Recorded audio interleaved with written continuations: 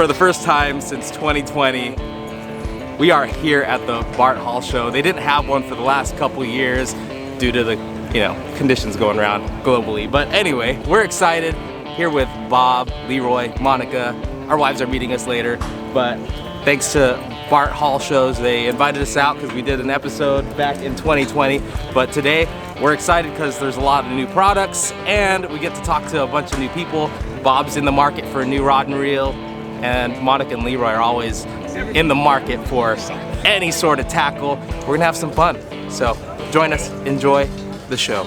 Are you guys excited that it's back? Yeah. Oh, yeah. We have been waiting 3 years for this. I've been coming here since 1968, 69 when I was 16 years old with my family. Whenever you come to a show like this, there's like a lot to see. So we kind of want to be methodical. We have all day. It just opened at 10 o'clock on the weekends. Friday and Thursday, they actually opened at noon. So we have all day, literally, to check out every inch of the show. Literally like 15 minutes in and I already lost Leroy, Bob, and the whole crew. But there's a lot to see. Well, welcome to Bart Hall Show 2023. We're at the Promar and Ahi booth. This is really the place to see all the new products that are out for the year. We have some new products that we're launching out this year as well too. But I'll give you guys a quick tour of what we got here. On the Ahi side are assault diamond jigs. These are known for rockfish. They catch everything from rockfish, halibut, tuna, calico bass, yellowtail, just about anything that's out here in our waters. They start at 1 ounce, they go all the way up to 14 ounces. This year we're gonna be able to fish a lot deeper waters. So 14 ounces are really in high demand right now. We also have these jigs in the single hook model. And the single hook rigging is great for the bluefin, the bigger bluefin, the schoolie yellowfin that probably will be showing up here pretty soon too. These go from 4 ounces and they get up to 10 ounces. So that's our assault diamond jig line. Then over here is our flash jigs and our live deception line. So our live deception line, basically what we did was we took real bait fish images. So for example, that's an image of an anchovy. And we've got a sardine here. And then we've got our mackerel patterns. So these are all real fish images that are printed. This isn't a wrap or a sticker. This is a print that goes straight onto the metal jig. So that way it's super chip resistant. The finish doesn't flake off. You get some bite marks on it. It doesn't just start flaking off. Very durable material. The flash jigs are the second generation of the live deceptions. And basically what we did was we just took the same images, the same sardine image, the same mackerel image, and we put a flash foil on top. So it just gives it even more vibrant, more of a vibrant look, and just more flash in the water. So they work great on just about every species that's out in our waters. So these start out at ½ ounce and then they go all the way up to 4 ounces on the flash jigs. And then our Ahi line, sabiki rigs. A lot of people are known for our sabiki rigs. We also make a sabiki rod, which comes in a 7-foot model or 8-foot model. And those sabiki rods are great for storing all of our hooks inside the sabiki rod. And then this year, this is something new for us for rockfish. This is our squids, rock cod squirts, and they're 7 inches in length. There's the pink glow and then there's the full glow. They both glow in the dark, and they're just great for rockfish, lingcod. Even the guys that are fishing deeper this year for black cod. I think that's a really cool new fishery that we're going to be able to fish this year. These work really good on black cod. So look for these in the stores. They should be all in the stores. If they're not in the stores now, they're going to be in the stores very soon.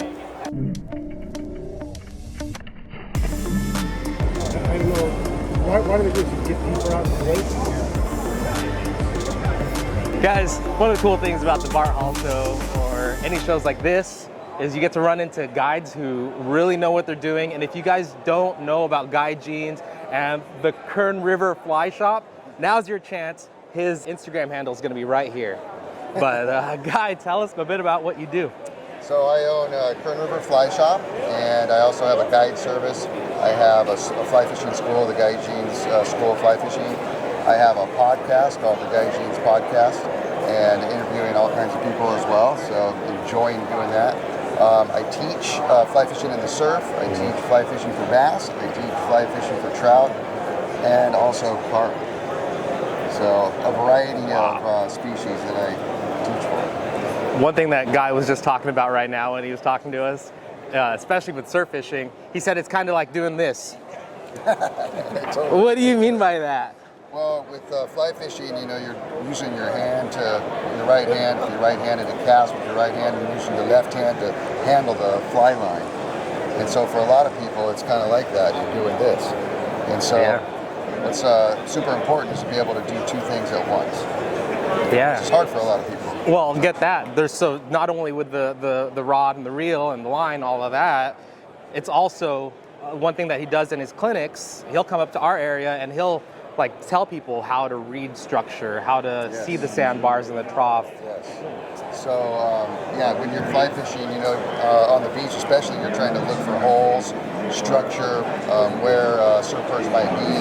And what we're using flies that look like sand crabs or worms or something like that. And in the surf, when we're fly fishing in the surf, we use lines that sink. Okay. And so we cast over the waves, the line sinks, and then we pull the line, which is called stripping, and we pull it into a basket. Right on your belt. Yeah, it's right on the belt, so the line doesn't go all over the place. And we pull it into the basket, and then we put the line back up in the air and then shoot it out again, let it go over the waves, let it sink down, and then we pull it again. And usually when you're pulling, you can feel that strike. Oh, that's so fascinating. The tug is the drug. It's technically light gear, right? Like the line's heavy itself because that's what you use to get that bait out there, not the weight of the actual lure. Right. But the action of these rods, you got a nice selection behind us. Yeah, so the lines and everything is, you know, pretty light. You know, so when you do hook a fish, it's super fun. I mean, you know, catching a fish on a fly rod, whether it's a trout, whether it's a surf perch, whether it's a corvina, you know, down in the Ventura, Santa Barbara area, which we target. I mean, what a hoop. It's as finesse as you can get, really. You guys have never tried it, you got to try it. You know, if you're a surf fishing fanatic, you know, trying it on a fly rod, it's pretty cool. Yeah. You know, and you may like it. Check it out. Tell the viewers how to where you're based out of, where they can find you if they don't know, but I'm sure in your local area, a lot of people know you, but I mean. So you can go to kernriverflyshop.com. You can go to learnhowtoflyfish.com as well. Go to guyjeanspodcast.com, a bunch of websites. But you can go there and you can see all the different classes that we have. We have a full online store where people can get equipment and stuff like that. We also have a fishing report on there as well. So.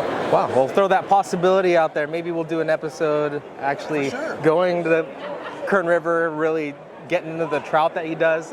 Kind of what, that's like your foundation is that, because you're nearby, you can do it a lot. And maybe we can catch up with him on the surf and do an episode out there. That'd be neat. The neat thing about our area around the Kern River is that we have 3 native trout. We have the golden trout, we have the Kern River rainbow, and we have the little Kern golden trout. And those are all native to California. You know, California is home to 10 native trout, and we have 3 of them here in the Kern River area. So it's something that's kind of fun. I don't know if you guys have heard about the Heritage Trout Program. Have you heard of that? No. So California Fish and Wildlife has a program called the California Heritage Trout Program. And if you catch 6 of the 10 native trout of California, they'll give you Joseph Tomarelli's trout prints, which are gorgeous himself. And it'll say your name underneath it. It said such and such has caught 6 of California's native trout. Wow. And what's unique about our area is you can get 3 of them done in a couple days. And you've got to travel around the rest of the state, like the Eagle Lake Rainbow, the Lahontan Cutthroat, to the Paiute Cutthroat, to the Coastal Rainbow, the Steelhead, all these different fish. He's blowing my mind on all these other things. So if you guys want to follow somebody on social media who really knows what they're talking about and you have a hunger for learning how to fly fish, look no further, Guy Jeans. I've been following him for a while and kind of just like watching his stuff every now and then. It's just so exciting. So definitely give him a follow. I appreciate it. Thanks for taking time. We're here at the Accor Offshore booth. They're doing something really cool. They're making custom shirts for kids. Shout out to Ralph. He's doing big things. So basically what we're doing is we want to engage with the kids and make a memorable experience for them. So we're offering free t-shirts and working with Core Offshore, Captain Ralph, to bring that creativity and the experience so the kids will remember.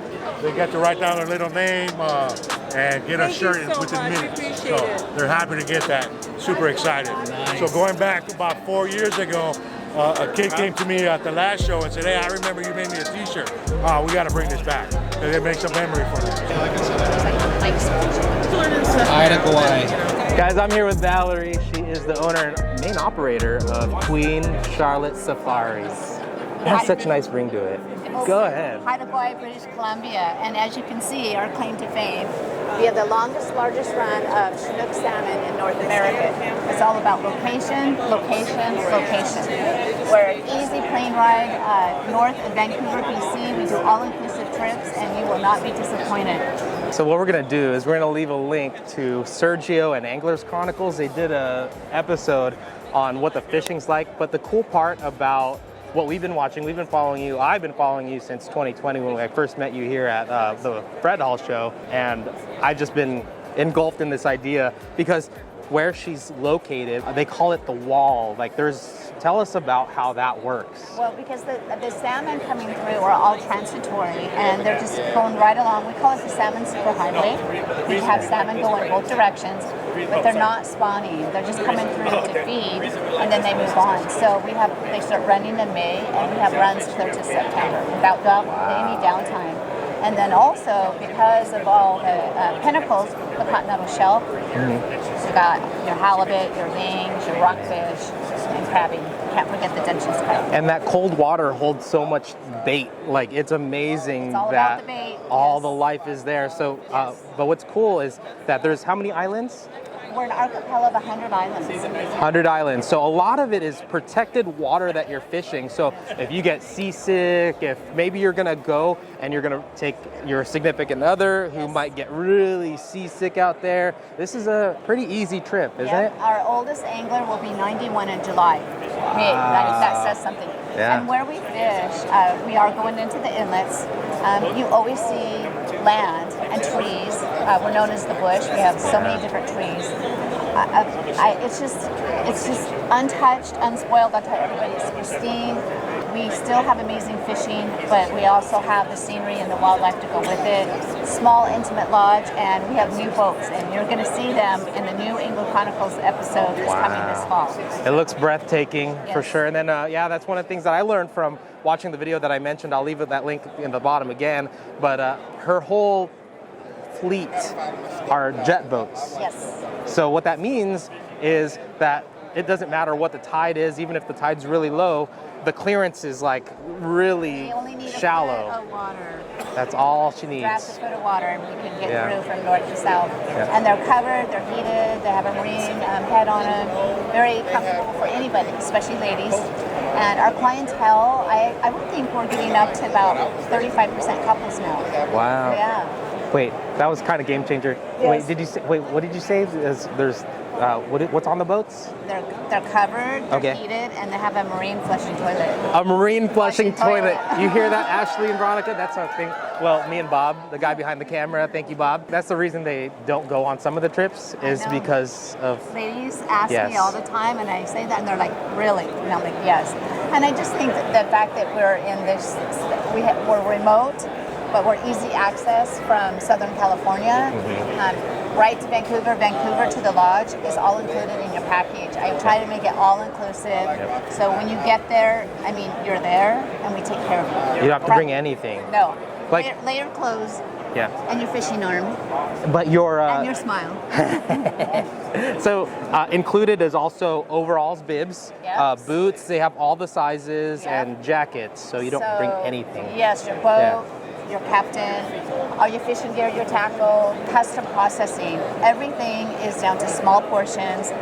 We take the bone out, skin off, all your white species of fish that you see, skin left on salmon, and it's vacuum packed, flash frozen. Your fish box is a styro cooler that goes inside outside of our wax box, and it's going to come right back to Southern California or anywhere.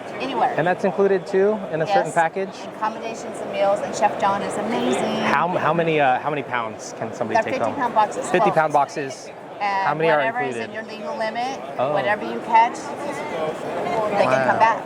Yeah, awesome. Yeah, there's not a cap on what you can put on the plane. Cool. Anything else you want to leave the viewers with?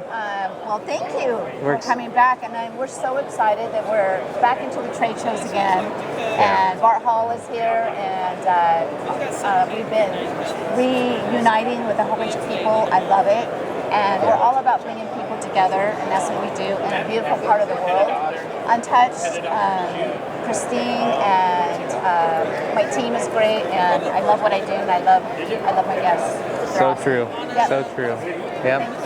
That's a big part of the show. Yeah, the big part of the show is the people that you meet, conversations that you have, and it's just brings people together. Yeah. That's why I love what I do. Perfect note. I want to go. $10 per spin?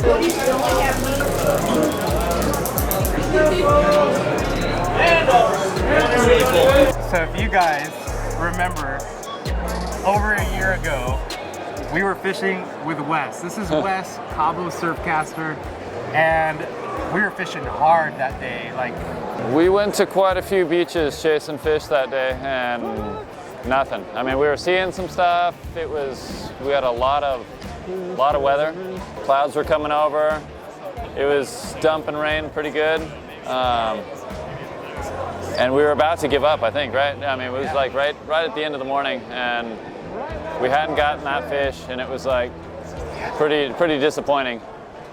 About to leave. Bob ended up throwing out a cast, and all of a sudden he was hooked up. It was like he must have thrown the bait like right on top of that fish's head, and totally turned a 0 day into a hero day. And I remember looking down the beach, back at him, and he's hooked up and just screaming.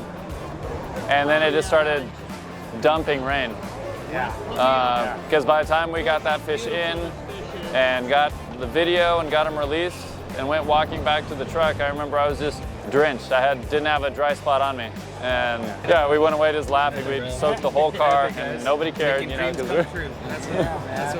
that was really fun. Epic times. And we're gonna fish with him again. It's gonna definitely happen. But I wanted to share with you guys, he did something very legendary. It is the world record snook. And I haven't heard you talk about it, so I want to hear. I want to hear about how that all went down. That was actually, it was a wild story, and I'll try and keep it short. A friend of mine down there who guides, he had a kid who had come down just to fish with him to get roosters. It was like his dream catch, and he had booked a whole bunch of days with him to go catch roosters.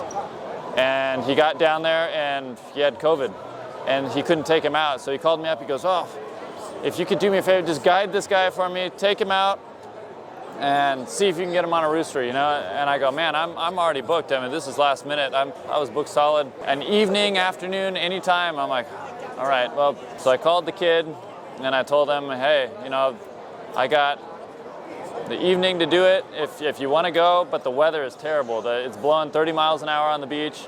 We're gonna go and get sandblasted. There is a chance of getting the big fish because they are there." And he goes, "No, I'll fish in anything," you know. And I'm like, "Oh, great." You know, I was kind of hoping he'd bow out of it and go, "Oh, maybe next time." And he was like, "No, let's go. I'm in any weather, rain or shine, wind, you know, whatever." We ended up, I hooked the first rooster. It was a big one, like 50 pounds. He landed it. We got a whole video about it and released it, and we ended up hooking another one. And he fought that one in too. We did the same thing. And then he hooked a big Jack Crevalle, like 25 pounder on his own, and fought that in.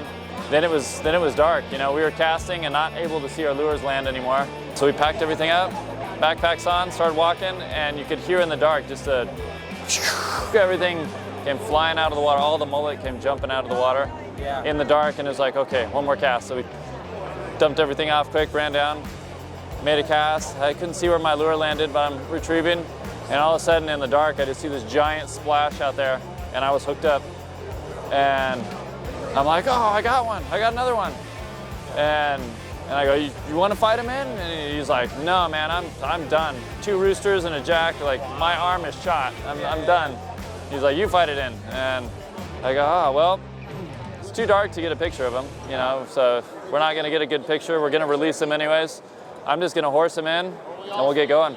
Tow him up on the beach. I'm not letting him run. The whole fight lasted 4 minutes maybe. Yeah. And I was like, all right, let's let this thing go. And yeah, I'm looking in the dark.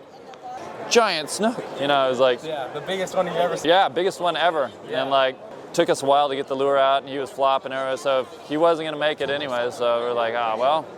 I was like, I think this is close to the world record. You know, that we got close a few years ago, and went in and weighed it on the official scale, and we were 2.5 pounds short. Yeah. And so I knew the record was 40. It was 47 at the time. And so I'm like, you know, when you go to the airport and you like go to test your suitcase to see if it's overweight. I was like, I can barely curl 50 pounds, but I can curl it with one hand. And so I grabbed that snook, and I like, I tried, and it was like, I can't get him curled. He's over 50. That's how you And I'm like, we got the world record, dude. Like, if we get this thing back. And then on the official scale the next day, it was like just afternoon, like almost 1 p.m. The next day. He ended up 50.5. Almost a 51-pound snook. Man, Wes has amazing stories. He's really well covered on YouTube as well. He's fished with a lot of other guys. He's fished with John B., Herrick, and he's actually fished with us. Come on down. We can definitely get you on at least a couple pelicans. You know, we can. Yeah, it's always a fun time. It's a great way to start the morning, and you don't have to be out on a boat all day, which is kind of cool. That way, like, you get done fishing and you still have the rest of your day. That was This awesome. is the man. That's my This is hero the- right there, man. This guy's the one. Yeah. If you guys got a chance, go fish with Wes, man. Cobble Surfcaster, he's the best, bro. Can't beat it. Can't beat it. If you're looking for that bucket list fish, this is the man to go see. He won't let you down. With that being said, thanks for joining. We had to get out of the Bart Hall show, but Wes, thanks again, man. Yeah, man. Yeah, for sure, brother. Yeah. It is so great to have the Hall shows back. I think Valerie hit it on the head when she said that she's just grateful to have the show back and reconnect with a lot of the people that we haven't connected with, and then also see some really cool products, and then talk fishing, which is what we absolutely all love to do. So thank you, Bart Hall Shows, for inviting us out to cover some of this event, and we'll definitely be back next time. It is always worth going to any of these shows. Like the guy said in the beginning, he's been coming since the 60s, and I think I'll be doing the same. We'll catch you on the next episode.